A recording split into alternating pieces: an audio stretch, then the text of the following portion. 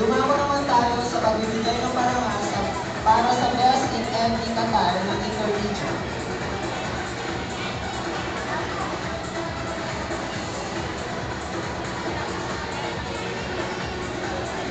Para sa Best in MD Qatar ng Lakan ng Intermedia, tinatawagan natin si Adrian Garon, Section Responsible.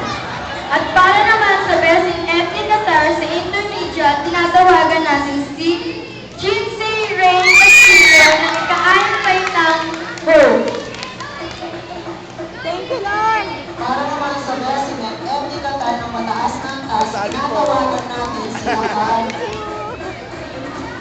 Egoras John Santos ng ika-pitong paitang Section Staff.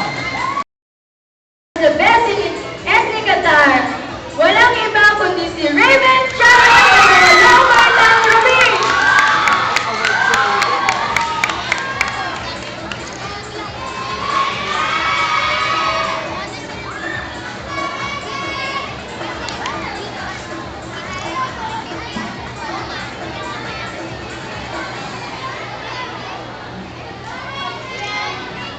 Dumako naman tayo sa Best in Talent ng Intermedia.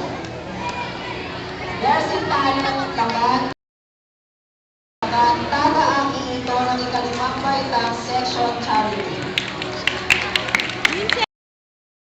At para naman sa Best in Talent Intermedia, tinatawagan natin